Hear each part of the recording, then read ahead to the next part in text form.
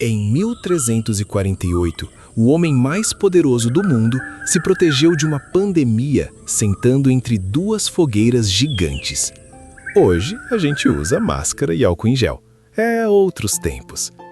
Na Idade Média, a maior ameaça não era um vírus invisível, era o mau ar, o miasma. Qualquer cheiro ruim de pântano ou lixo era visto como a própria doença viajando pelo ar. A lógica era que o calor intenso das chamas purificava esse ar corrupto.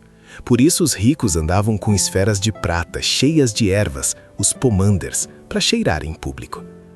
Mas aqui fica a pergunta: e se, mesmo estando completamente errados na teoria, eles acabaram acertando em algumas práticas por pura sorte? Hoje, a gente vai separar o que era superstição do que, sem querer, realmente funcionava nos métodos de purificação medievais. E por falar em purificar, que tal purificar seu feed com um pouco mais de história? Deixe o like aqui embaixo, é o jeito mais rápido de mostrar para o algoritmo que esse tipo de conteúdo importa. Para começar, a base de tudo estava na ausência da teoria dos germes, que só apareceria no século XIX. Entre os séculos XI e XV, a medicina e a vida cotidiana eram governadas pela teoria do miasma. Essa ideia, que veio dos escritos de Hipócrates e foi refinada por Galeno, dizia que as doenças vinham do mau ar. O próprio termo malária vem do latim malus aer. A purificação, portanto, não era sobre matar micróbios, mas sobre combater cheiros ruins. Em cidades como Paris, com 80 mil habitantes, ou Londres, com 40 mil, isso era um problema sério antes da peste negra de 1347. As ruas eram esgotos abertos, misturando dejetos, lixo e resíduos de matadouros. Nesse cenário, o mau cheiro não era só um incômodo, era o sinal da própria morte se aproximando. Essa crença no ar corrupto era o pilar da medicina. O miasma, emanado de qualquer matéria em decomposição, viajava pelo ar e, ao ser inalado, desequilibrava os 4 humores do corpo: sangue, fleuma, bilis amarela e bilis negra. Era isso que causava a doença. A lógica era puramente sensorial. Se cheira mal, faz mal. O que era um cheiro pútrido era literalmente a doença em forma de vapor. A Faculdade de Medicina da Universidade de Paris, por exemplo, produziu um relatório em 1348 culpando a peste negra por uma conjunção planetária de Saturno, Júpiter e Marte, que teria corrompido o ar da Terra. Sério. Documentos como o Concilium de Epidemia, de Gentile da Foligno, escrito na mesma época, davam instruções precisas. Evite o ar noturno, o ar que vem do sul e, principalmente, o ar que passa por pântanos. A recomendação era selar as janelas e se proteger com aromas. A purificação do ar era uma questão de sobrevivência. Dentro de casa, essa luta se materializava na fumigação. Queimar substâncias aromáticas era o método principal para trocar o ar ruim por um ar considerado saudável. A classe social definia o material. Os ricos queimavam resinas caras importadas do Oriente, como olíbano e mirra, e madeiras como sândalo e zimbro. Registros do século XV da casa de Sir John Fastolf, um nobre inglês, listam compras de fumos especificamente para purificar os quartos. Já a população comum usava o que tinha à mão: ervas como alecrim, lavanda, sálvia e louro, queimadas em braseiros ou na lareira. Durante a peste negra, a prática se tornou política pública. As cidades ordenavam que fogueiras de ervas fossem acesas nas esquinas para purificar o ar das ruas. Curiosamente, a fumaça de algumas plantas, como o zimbro, de fato tem propriedades antissépticas e inseticidas. Sem saber, eles podem ter conseguido reduzir a população de pulgas, os vetores da peste. Mas essa era uma solução para o ambiente e para a proteção pessoal, fora de casa. Aí entra o pomander. O nome vem do francês pomme d'ambre, ou maçã de âmbar. Era um filtro de ar portátil. Para os ricos, uma esfera de ouro ou prata. Para os outros, de madeira ou metal comum.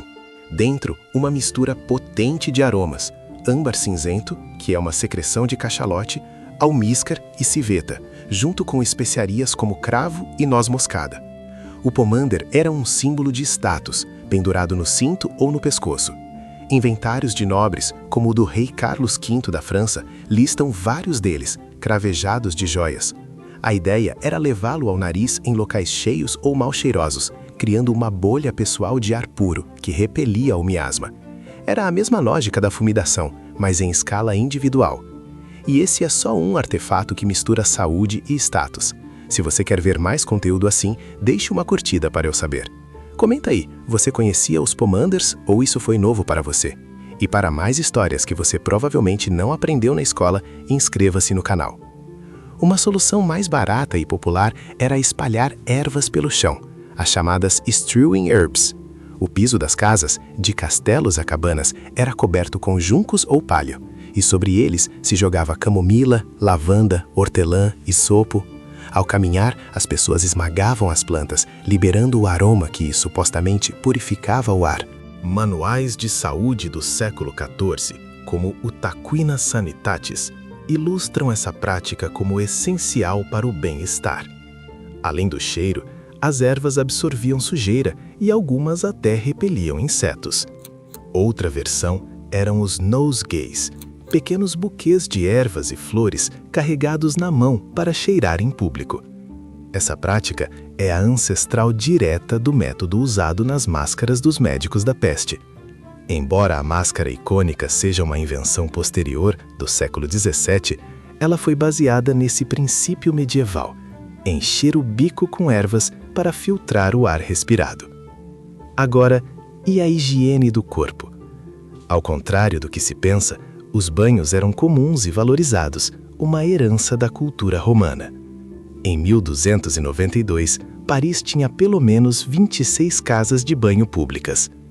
O banho era uma forma de purificação, limpando não só a sujeira, mas também os vapores do corpo, como recomendado em guias de saúde como o Regimen Sanitatis Salernitanum. O problema é que a peste negra e depois a sífilis no final do século XV mudaram tudo. As casas de banho, locais de nudez e socialização, passaram a ser vistas como focos de contágio e imoralidade. Pior, a teoria médica da época passou a defender que a água quente abria os poros, deixando o corpo vulnerável à entrada do miasma. Pensa nisso. O resultado foi o declínio drástico dos banhos de imersão, substituídos por uma higiene seca, limpar apenas rosto e mãos e trocar constantemente a roupa debaixo de linho que absorvia o suor. Esse mesmo medo do contágio, que fechou as casas de banho, forçou as cidades a pensar em purificação numa escala muito maior, e foi assim que nasceu a quarentena. As autoridades de cidades portuárias italianas notaram por observação que a doença chegava com os navios. Em 1377, a cidade de Ragusa, hoje Dubrovnik, decretou que navios de áreas de peste deveriam ficar isolados por 30 dias, o Trentino. Pouco depois, em 1423, Veneza aperfeiçoou a ideia. Aumentou o período para 40 dias, o Quarentino, que deu origem à nossa palavra quarentena, e criou o primeiro hospital de isolamento do mundo, o Lazaretto Vecchio, numa ilha. Era uma purificação do tempo e do espaço, isolar o que estava potencialmente contaminado até o perigo passar. Baseada em observação pura, sem entender nada de vírus ou bactérias, a quarentena se tornou uma das ferramentas de saúde pública mais eficazes da história, um legado direto da luta medieval contra o mau ar. Mas quando o ar não podia ser simplesmente trocado, ele precisava ser aniquilado. E para isso existia o purificador supremo, o fogo. Durante os piores surtos de peste, as ruas da cidade se enchiam de fogueiras monumentais, ardendo dia e noite. A lógica, recomendada por autoridades como a Faculdade de Medicina de Paris, era que o calor intenso secaria a umidade do ar que carregava o miasma, enquanto a fumaça o neutralizava. O Papa Clemente VI, em Avignon, em 1348, foi aconselhado a se proteger passando os dias sentado entre duas enormes fogueiras. O fogo também era a ferramenta para a purificação final dos pertences das vítimas. Roupas, lençóis e até móveis eram arrastados para fora e incinerados. Uma tentativa desesperada de apagar a corrupção da doença. O efeito prático, claro, era devastador para as famílias, mas sanitariamente genial. Sem saber, eles estavam destruindo as pulgas infestadas com a bactéria Yersinia pestis, os verdadeiros vetores da praga. Um erro teórico que levou a um acerto prático brutal.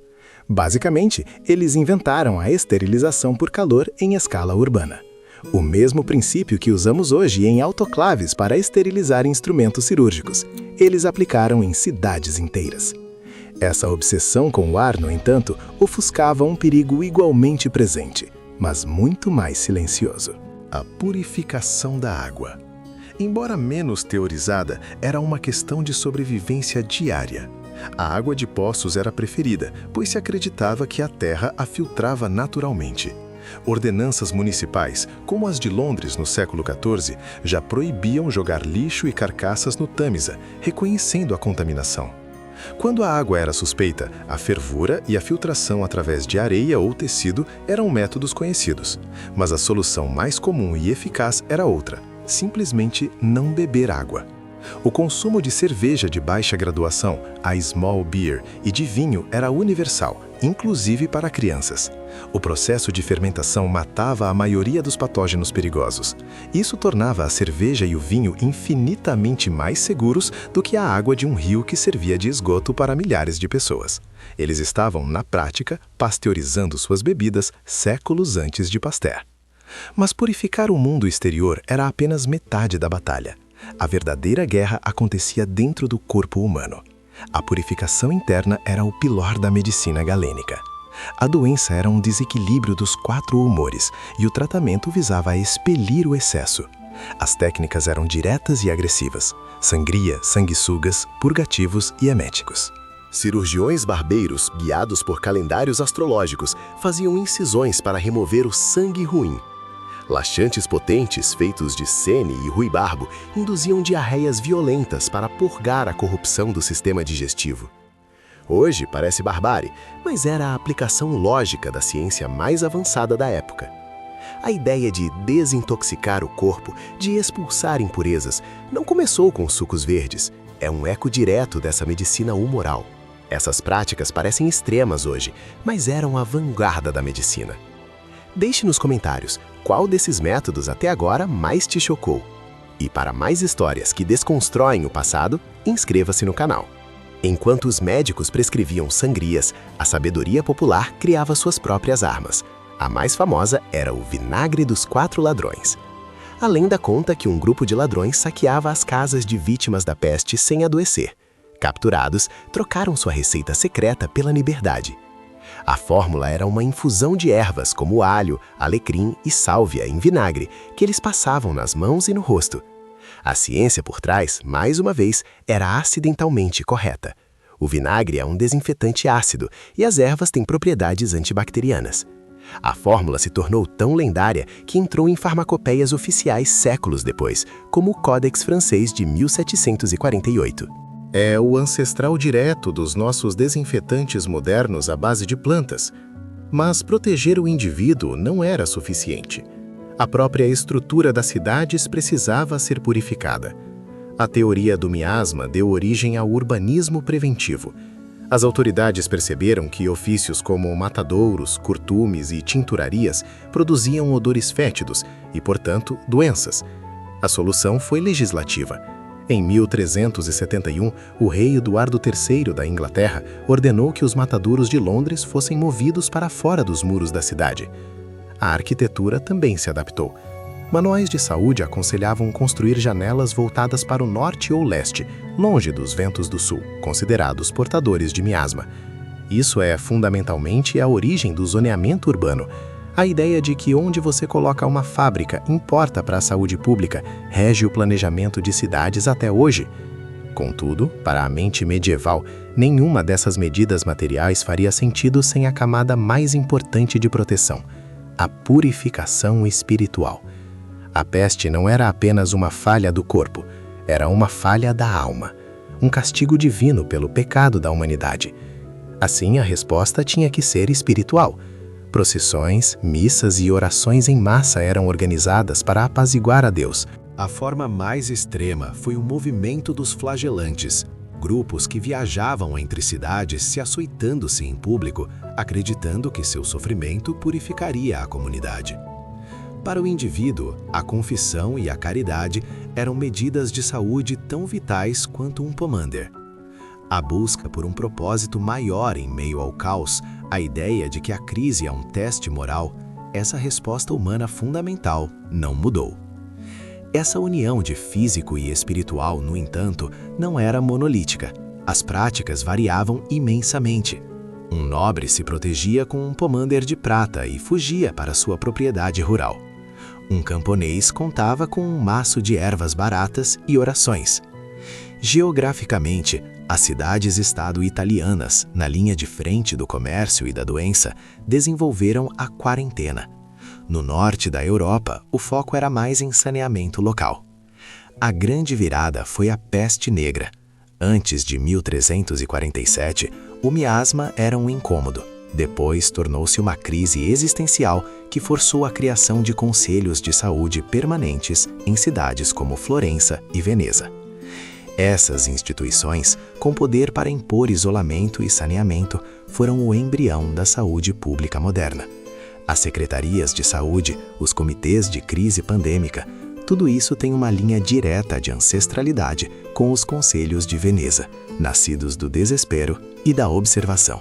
Essa herança de Veneza, nascida do pânico, é a mesma que nos governa hoje. Um sistema criado para controlar o caos, para dar nome ao medo e, no fim, para gerenciar a morte. A burocracia é o nosso pomander de prata, um ritual sofisticado para nos sentirmos seguros contra o inevitável. Isso revela algo desconfortável sobre nós. Não suportamos o vácuo, a ideia de que o desastre pode ser aleatório. Precisamos de um culpado, um planeta desalinhado, um vapor pútrido, um inimigo invisível. A explicação não precisa ser correta, ela só precisa existir, nos dando a ilusão de que entendemos as regras do jogo.